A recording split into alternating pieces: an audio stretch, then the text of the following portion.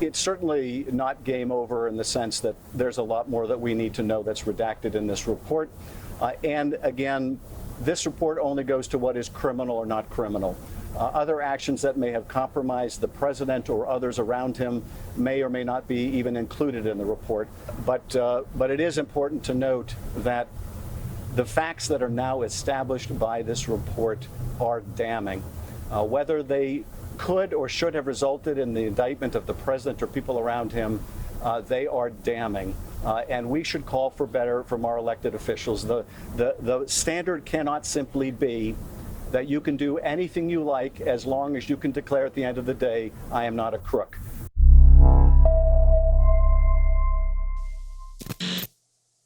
I'm Jacqueline Luqman with the Real News Network. So the so-called Mueller report has been out for a full day now. Experts and pundits have now had an opportunity to read through the nearly 450-page report and draw some conclusions about it.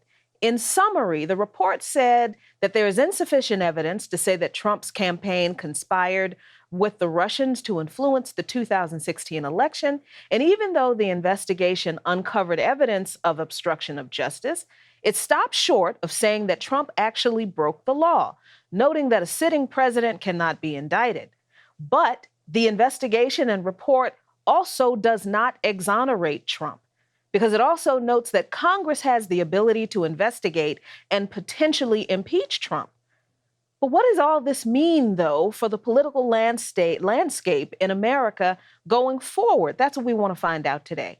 And joining me now to talk about this are Paul Jay and Bill Curry. Paul is coming to us from Toronto and is the editor-in-chief of the Real News Network. Hi, Paul. Hi, Jacqueline.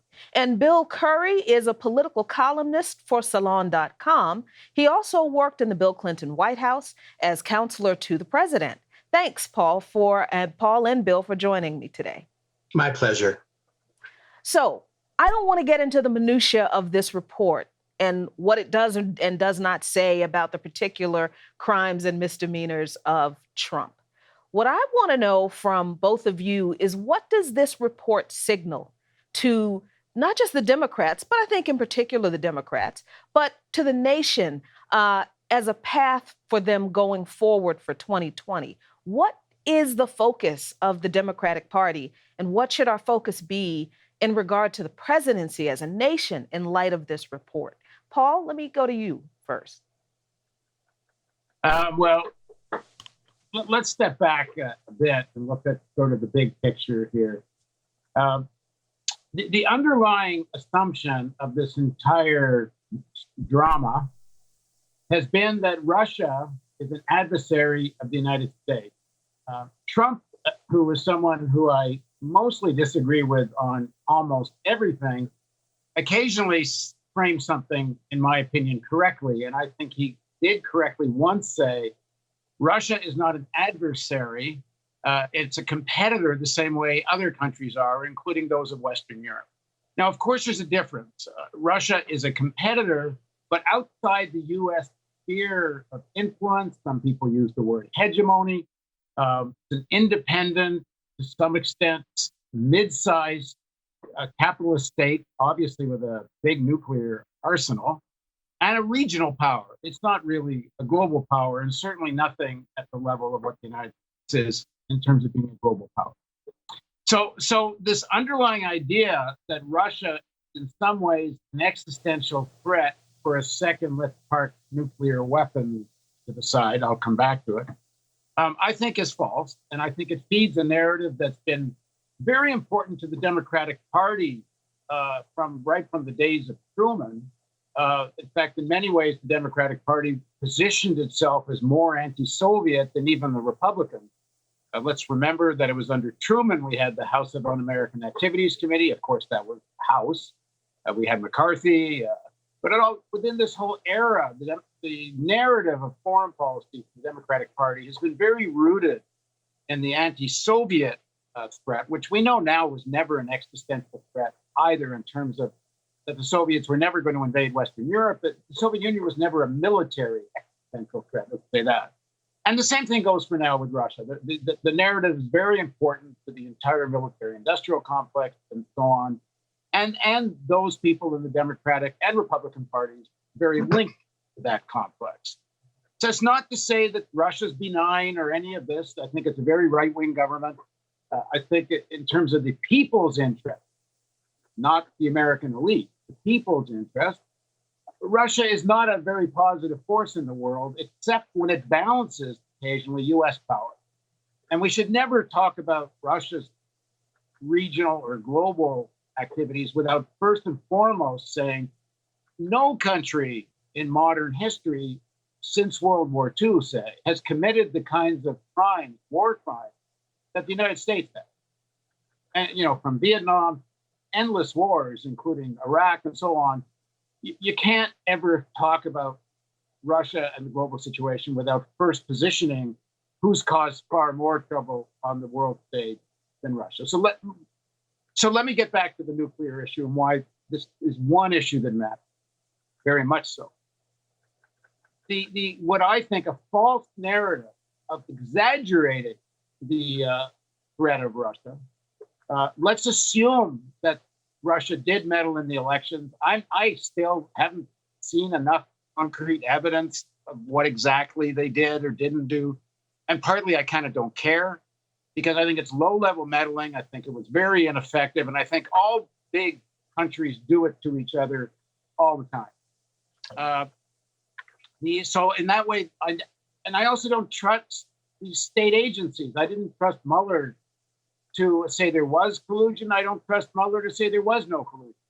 And again, let's put it in perspective. I don't think it's that important when, at a time, there's the possibility of accidental nuclear war with Russia, at a time when Trump and Bolton are actively planning to destabilize and try to have regime change in Iran. And who knows if that doesn't include a military option and bombing at least, and are positioning a massive increase in the military budget, as the acting defense secretary said, is justified by China, which is the real dangerous game that's going.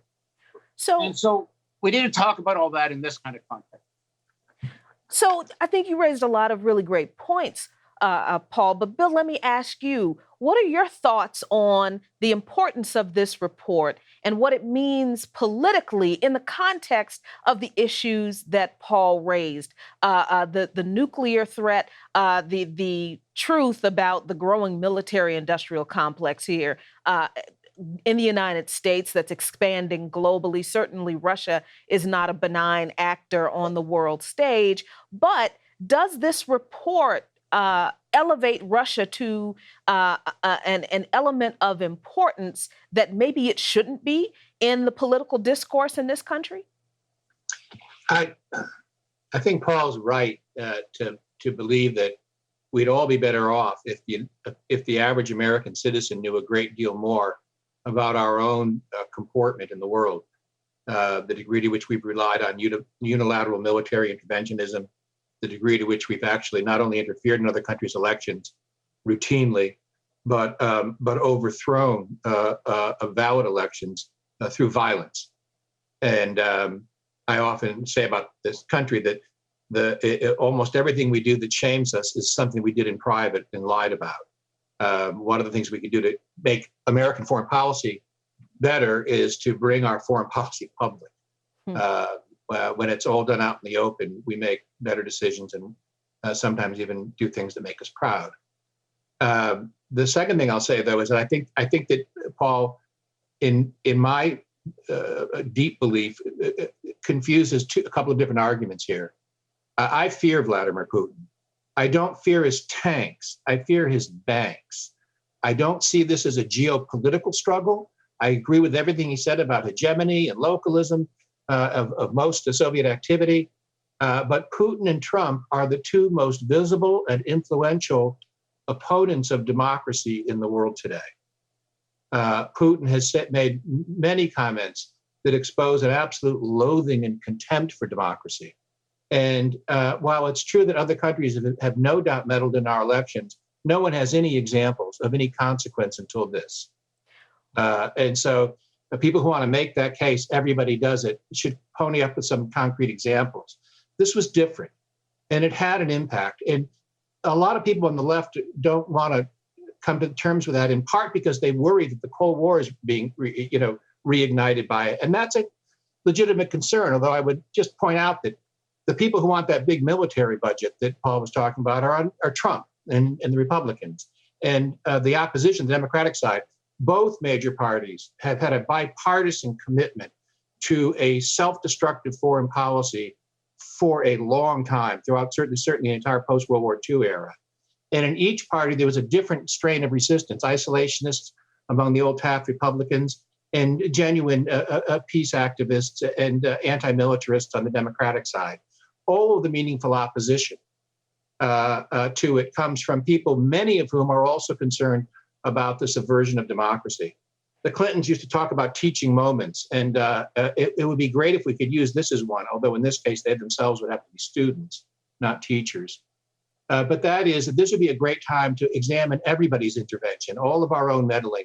If America knew its own history better than it does, we'd make better choices than we do. But that is not to sanction what's happened here.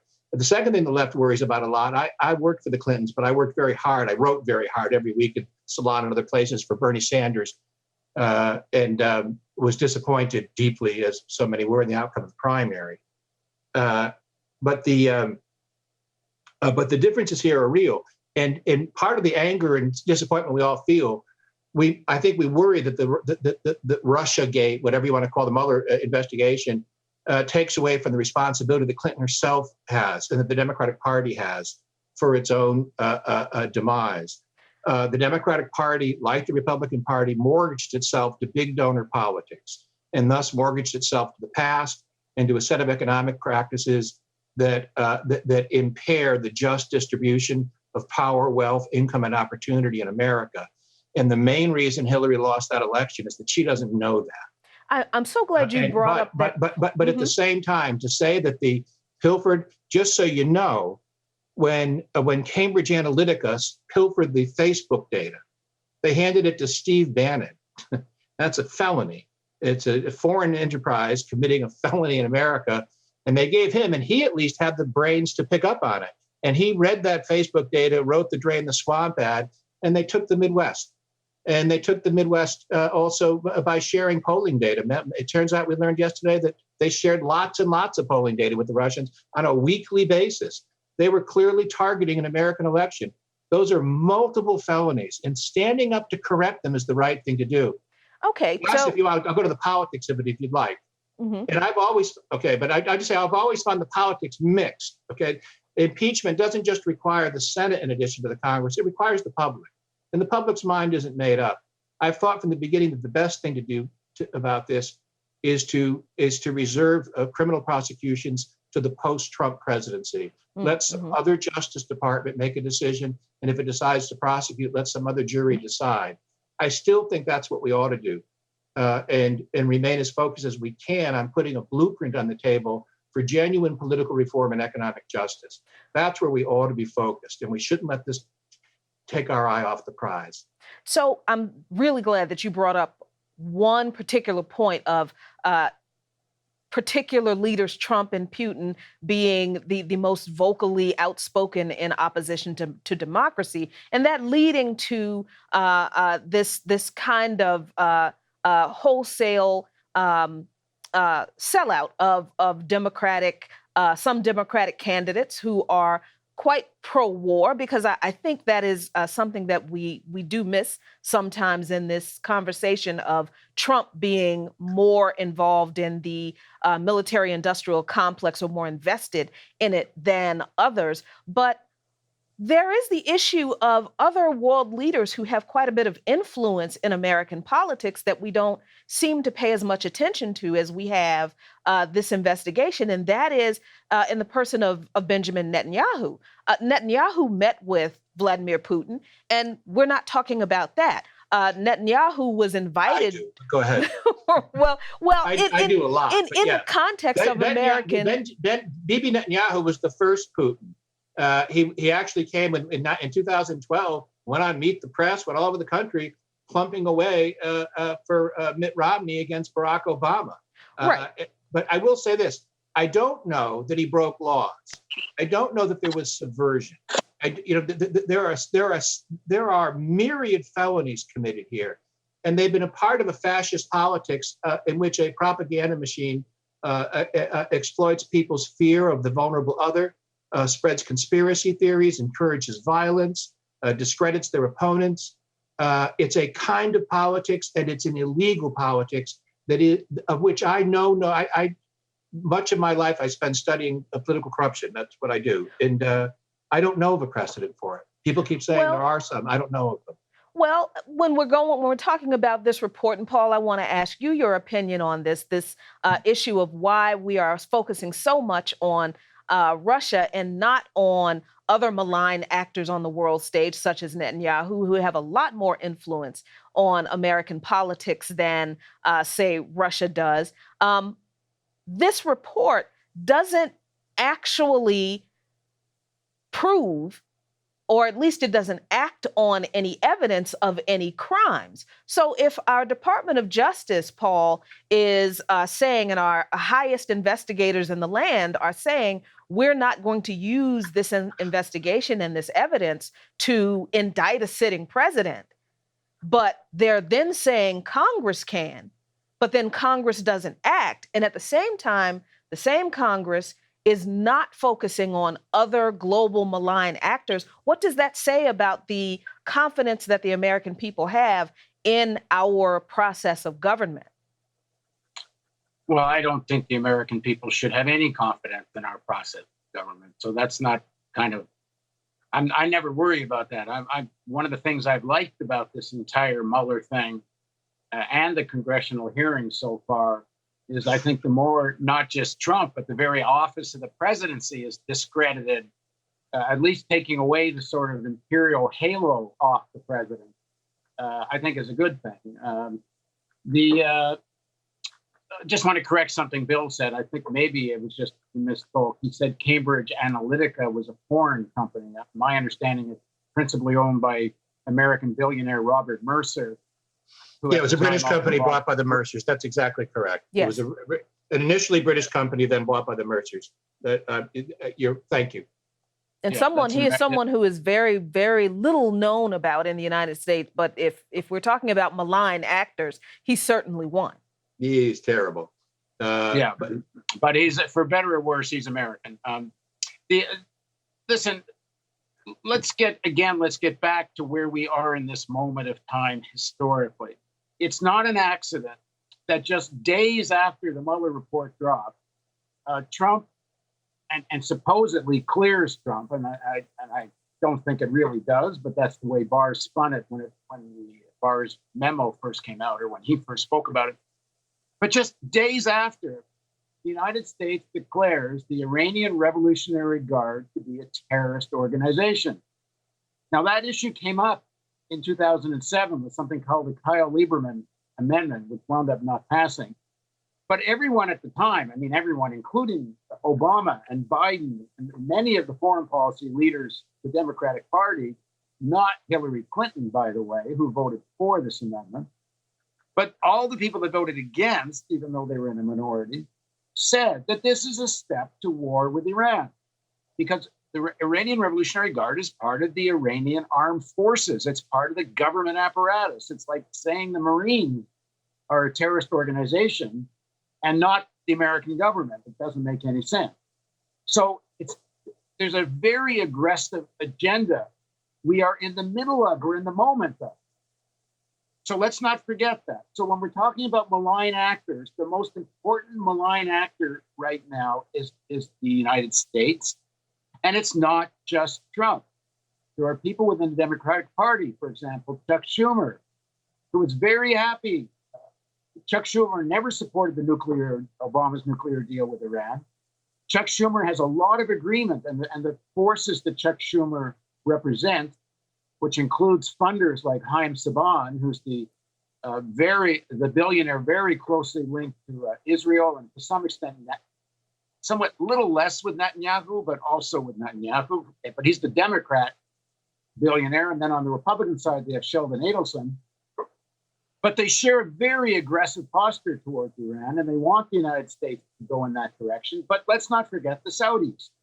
Mm-hmm. And the Saudis even more want regime change in Iran. And we're in the middle of a very dangerous moment in history. So when we're talking about the Mueller report, let's not forget at the geopolitical level how dangerous this moment is. And of course, let's not forget the most dangerous thing of all facing us, other than accidental nuclear war, which let's not underestimate how significant that is, but the climate change part. Mm-hmm. So, as much as I actually do like the Democrats savaging Trump, especially on money laundering and all the economic corruption, the more they can distract and weaken this presidency, the better. But let's not forget the bigger picture here, which is Donald Trump is to some extent the product and end result and legacy of the Obama presidency. This great inequality that became far worse under Obama helped till the soil for Trump. So, Bill, let me ask you. I know that I know Paul well enough to know how principled that critique is. I also just want to distinguish my own approach to this issue, and that is that I'm very wary of listing the people of Jewish ancestry in critiquing this foreign policy, in large part because there is such a horrible history of anti-Semitism in this world, which is with all other fascist species on the rise again, and I see too often in right-wing social media and other places, in some left-wing, there's too much is made of it. We need to focus on the policies. And Netanyahu offends me because of his meddling in American politics. He offends me because of his settlement policies. He abandoned the two-state solution that was the cornerstone of our alleged alliance. There's so many things to talk about here that are substantive, that need to change, and that we need to oppose. And the second thing I just want to say is that, and by the way, most of the great turn in Republican support for Israel came at a grassroots level in caucuses from evangelical activists who all hope that there'll be an apocalypse in the Middle East and think that when that happens, all the Muslims and Jews will go to hell while they're elevated into the great beyond. This is absolutely true. Which just goes to show you can sleep with your enemies, but you can't go to sleep. You can go to bed with your enemies, rather, but you can't go to sleep. I think that's a great point. And lastly, again, to come back to this issue, I think cable news has made too much of this. I'm not, I don't know the Democratic leadership has made too much of this Russia investigation. Remember, though, that and I think Mueller did a pretty good job of fleshing all of it out and showing it, so that if you actually read the stuff, it's pretty hard to quibble about it. The question here is what Trump was doing, what America was doing, and again, to go back to your political question, we're in a hard spot here. Reading through this, and I've spent 10 years practicing law. I was a comptroller, a state senator, and I've looked at these issues all my life. And I mentioned now only because plowing through Mueller's prose on collusion and obstruction, I cannot understand his argument. I spent a great deal of time on it last night. I looked at it again this morning. I'm going to write about this, but I don't see why you have to know about previous hacking to be guilty of criminal intent and conspiring to violate campaign laws. I certainly don't see why all this obstruction isn't an easy case to put before a jury. I'm stunned, and when he gets to the part of explaining it, the sentences don't make sense to me. So, Bill, let me stop you right there. I think he just flinched. That was going to be my question. I think he just flinched, and the question is, what do we do? And again, I just want to repeat. I don't think that this is a political winner for Democrats. I don't think it's a question of scoring points by chasing a Trump impeachment. I think this is a question where your political instincts tell you to go one way, and what keeps you from doing it, what keeps you from giving up the ghost on this case, is the realization that this is, this is an illegal push. This is power taken the wrong way through lying, through again multiple felonies, and to turn our back on it It's to give up the ghost on the democracy. Many on the left talk as if the democracy is dead.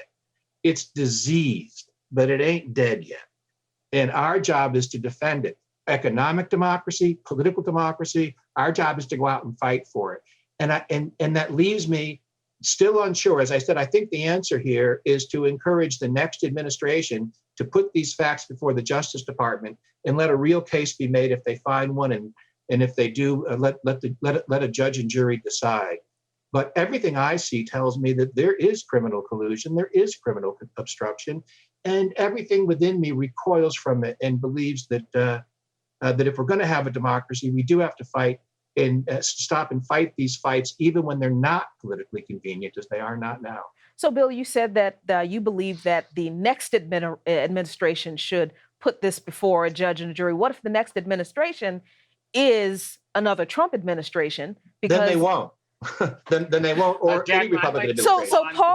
So Paul, what's your take on that? Let me respond to Bill's comment. First of all, the reason I specifically mentioned Haim Saban and Sheldon Adelson is because they are so involved in American politics. I appreciate that. I do. Sheldon Adelson, I don't know if there'd be a President Trump if Adelson hadn't ponied up $25 million. I bet not. Yeah, and the same with Haim Saban. I do not believe that all criticism of Israel is anti-Semitic. I do believe some is. And I don't think we should be shy about calling out when criticism of Israel is anti-Semitic. I also don't think we're in a wag the dog situation. I don't think Israel determines U.S. foreign policy. But at a strategic level, the United States wants this, what some people have called a battleship in the Middle East, as it wants the Saudis. At a different level, there's a lot of interaction with individual politicians, where Israel and Saudi Arabia have a lot of influence. Let's set that aside. Let's talk about the bigger question, which is American democracy that Bill raises, and also what does Mueller represent? I don't think, unless it was so completely, absolutely obvious that he couldn't deny, that Mueller ever could or would have a collusion indictment or against Trump. It would throw the American state into such a crisis to accuse a sitting president of essentially being a traitor, and that's the kind of language they would have to use. Again, I don't care whether he collaborated personally. I'm talking about now at the level of the way American politics and media and discourse works. I think it would have to have been far more outrageous than it was, because Mueller's job, and one, he's been a cleanup man for the Republican Party for years. He's not some just independent inquirer here. And he was balancing the interests of the American state itself and the political crisis that he would instigate if he found criminal collusion. So I think that's why he didn't go there. Whereas now he's kicked at Congress as a political issue to go after obstruction, which probably goes on for a bunch of hearings until the 2020 election, that it combined with following up with Michael Cohen. And I personally don't think it's a bad thing if the Democrats use all this to expose the kind of criminal corruption of the Trump administration. Now, on the other hand, if the Democrats put most of their focus there, it will be a disaster. If they don't fight for a vision for what the country can be, and some of the candidates running for president, I think Sanders is doing this, Warren's doing this, Tulsi Gabbard's doing this. There are candidates and there's some others who have a vision.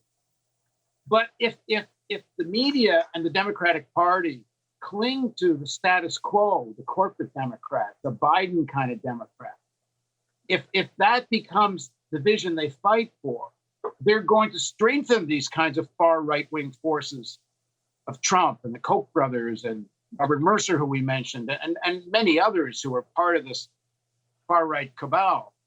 So the next period politically has to be, I hope, yes, an exposure of the Trump crime family. I don't think it's an exaggeration to call it that.